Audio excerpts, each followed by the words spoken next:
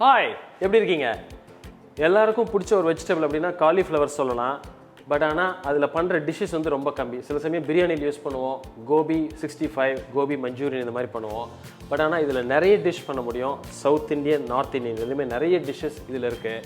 அதில் ஒரு முக்கியமான ரெசிபி, நம்ம சவுத் இந்தியனுக்கு பேலட்டுக்கு சூட் ஆகிற மாதிரி ரெசிபி தான் இன்றைக்கி நம்ம பண்ண போகிறது. ஒரு பெங்காலி டிஷ்ஷுங்க, பெங்காலி கோபி ஃப்ரை.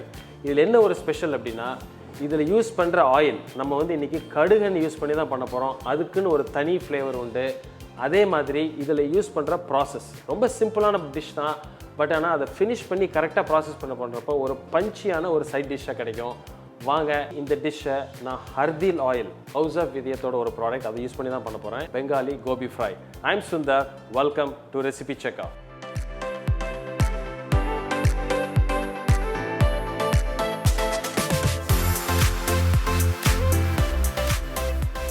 இந்த பெங்காலி கோபி ஃப்ரை ரெண்டு ப்ராசஸை பிரிச்சுக்கிறேன். ரொம்ப சிம்பிள். அதாவது ஃபஸ்ட்டு வந்து இந்த காலிஃப்ளவரை நான் வந்து வேக வச்சு ஒரு 2-3 நிமிஷம் நல்ல கொதிக்கிற தண்ணியில் வேக வச்சு வச்சுக்கிறேன்.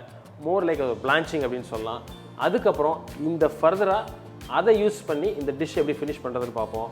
வாங்க, ஃபஸ்ட்டு இதுக்கு தேவையான என்ன பொருட்கள் அப்படின்னு பார்த்துட்டு ஸ்ட்ரைட்டாகவே நம்ம குக்கிங் போயிடலாம்.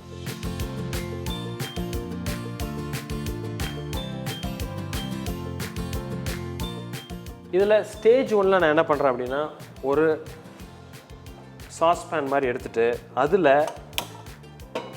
தண்ணியில், அதாவது சுடு தண்ணி, கொதிக்கிற தண்ணியில் இந்த காலிஃப்ளவரை வெட்டி க்ளீன் பண்ணி வச்சுருக்கேன். ஸோ அது இந்த தண்ணி சூடு வந்தோடனே அதை போட்டு ஒரு 2லேருந்து ஒரு 3 நிமிஷம், ரொம்ப வேக வேணாம், லைட்டாக குக் பண்ணால் போதும். அந்த லைட்டாக உள்ள ஒரு க்ரன்ச்சினஸ் இருக்கணும். இன்றைக்கி நம்ம குக்கரில் வேக வைக்க போகிறதில்ல, ஓப்பன் பாயிலிங் தான் பண்ண போகிறோம். ஏன்னா அதில் இருக்கிற ஒரு க்ரன்ச்சி ஒரு டெக்ஸ்சர் இருக்கணும். அதனால் இன்றைக்கி இந்த தண்ணி சூடானோடனே நம்ம வெட்டி வச்சுருக்கிற காலிஃப்ளவரை போட்டு ஒரு 2 நிமிஷம் குயிக்காக நம்ம வேக வச்சு வடிகட்டி எடுத்து வச்சுக்கிறோம். இந்த ஸ்டேஜ் முடிஞ்சோடனே அடுத்த ஸ்டேஜ் குக்கிங்க்கு போகலாம். இப்போ நம்ம எடுத்துருக்கிற தண்ணி நல்லா கொதிச்சு வருது. ஸோ இப்போ என்ன பண்ணுறேன், ஒரு தேவையான அளவு, ஒரு 1/2 ஸ்பூன் அளவுக்கு இதில் கொஞ்சம் சால்ட் போட்டு நம்ம வெட்டி க்ளீன் பண்ணி வச்சுருக்கிற காலிஃப்ளவர் இதில் போடுங்க.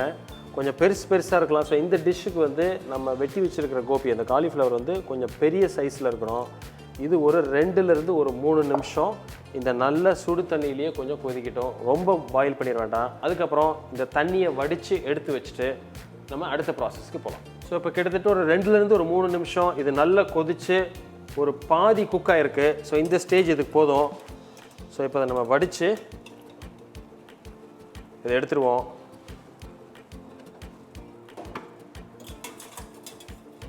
இப்போ அடுத்து நம்ம ஸ்டேஜ் 2 அந்த டிஷ்ஷை ப்ராப்பராக எப்படி குக் பண்ணி ஃபினிஷ் பண்ணுறதுன்னு பார்ப்போம். ஸோ இப்போ நம்ம காலிஃப்ளவர் வேக வச்சு தனியாக வச்சுட்டோம். இப்போ அடுத்து இந்த குக்கிங் ப்ராசஸில் நான் இன்றைக்கி ஒரு கடாயை வச்சு ஸ்டார்ட் பண்ணுறேன். அதுக்கு முன்னாடி இதில் ஒரு முக்கியமான ப்ராசஸ், இந்த மசாலாலாம் எப்பொழுதும் நம்ம டைரெக்டாக ஆயிலில் போடுவோம். பட் இந்த டிஷ்ஷு கொஞ்சம் வித்தியாசமாக, நமக்கு தேவையான அந்த மசாலா பொடியெல்லாம் தனியாக தண்ணியில் கொஞ்சம் கரைச்சி வச்சுட்டு அதை தான் நம்ம ஆட் பண்ணுவோம். அது கொஞ்சம் வித்தியாசமான ப்ராசஸ். அதுக்கு என்ன அப்படின்னா, ஒரு பவுல் எடுத்துட்டேன். அதில் நான் என்னென்ன போடுறேன் அப்படின்னா, ஒரு 3 ஸ்பூன் அளவுக்கு கொத்தமல்லி பொடி எடுத்துக்கிறேன். ஒரு 1.25 ஸ்பூன் ஜீரக பொடி, காஷ்மீரி சில்லி பவுடர், இது கொஞ்சம் கலருக்காக ஆட் பண்ணுறோம். இது ஒரு ஸ்பூன் சேர்த்துக்குவோம். நம்ம நார்மல் மிளகாப்பொடி ஒரு 3/4 ஸ்பூன், காரம் தேர்ந்த மாதிரி நீங்கள் போட்டுக்கலாம். அதே மாதிரி மஞ்சள் பொடி ஒரு 1/2 ஸ்பூன். இதோட ஒரு 1/4 ஸ்பூன் பெருங்காய பொடி. ஸோ இது ரெடி ஆயிடுச்சு. இதில் இப்போ கொஞ்சம் தண்ணி ஊற்றி கொஞ்சம் திக்காக இதை நம்ம கரைச்சி வச்சுக்கலாம்.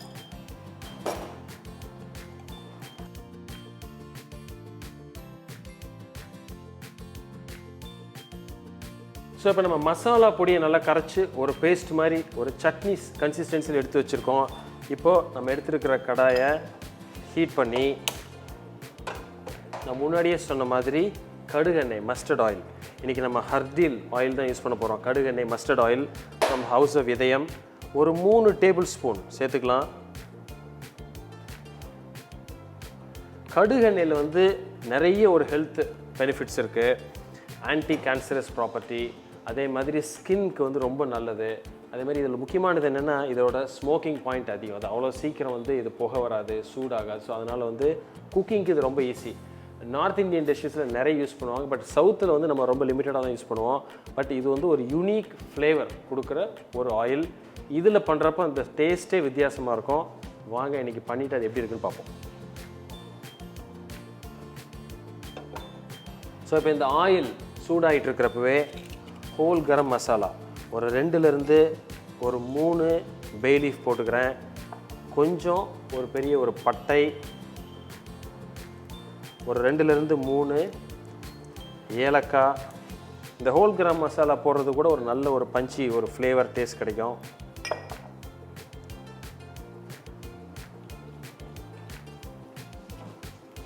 எப்பொழுதுமே ஏலக்காய் வந்து கிள்ளி போடுங்க, இல்லாட்டி வெடிக்கும் சில சமயம் அந்த ஆயிலில் போடுறப்போ. அதே மாதிரி ஒரு பச்சை மிளகா முழுசாக போட்டுக்கிறேன்.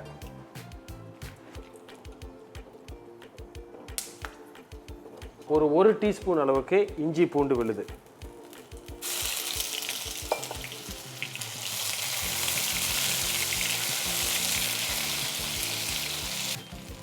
ஸோ அந்த இஞ்சி பூண்டு விழுது கொஞ்சம் லைட்டாக குக் ஆகி அந்த ஒரு பச்சை வாசம் போகிறப்போ நம்ம ஏற்கனவே கரைச்சி வச்சுருக்கிற இந்த மசாலா பவுடரோட பேஸ்ட் அதில் ஆட் பண்ணுங்கள்.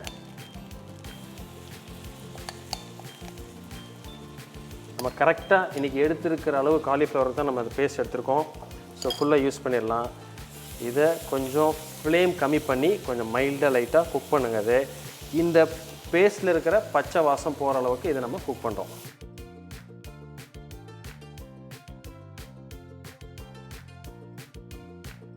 இதில் என்ன பண்ணுறேன், அந்த மீதி இருக்கிற பேஸ்ட்டை கொஞ்சம் லைட்டாக தண்ணி ஊற்றி மிக்ஸ் பண்ணி, எதுவும் வேஸ்ட் பண்ணிட வேண்டாம்.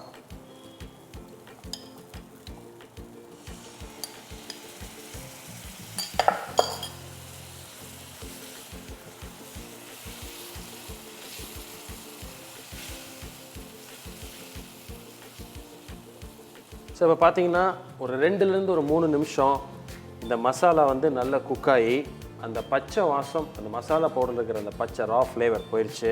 ஸோ இப்போ நான் என்ன பண்ணுறேன் அப்படின்னா, நம்ம ஏற்கனவே பாயில் பண்ணி வச்சுருக்கிற காலிஃப்ளவர் அந்த கோபியை வந்து இதில் ஆட் பண்ணுவோம்.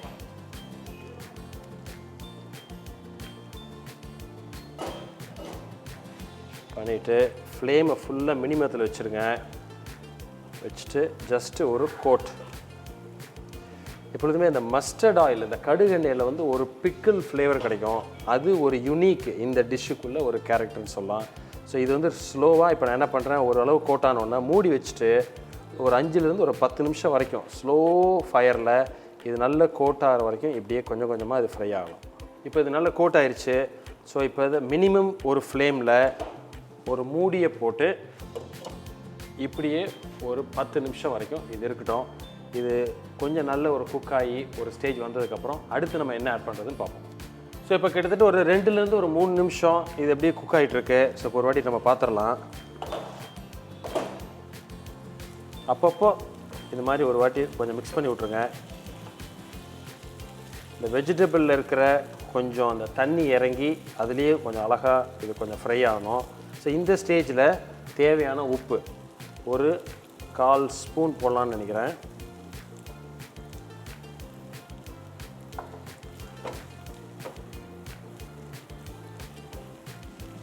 ஸோ திரும்ப மூடி வச்சுட்டு இன்னொரு 5 நிமிஷம் இப்படியே குக் ஆகட்டும். இது ஃப்ரை ஆகிட்டு அப்போது அந்த ஸ்டேஜில் நம்ம பார்த்துட்டு அடுத்து என்ன ஆட் பண்ணுறதுன்னு பார்ப்போம். ஸோ இப்போ கிட்டத்தட்ட டோட்டலாக ஒரு 10 நிமிஷம் மூடி வச்சு இதை நம்ம குக் பண்ணியிருக்கோம்.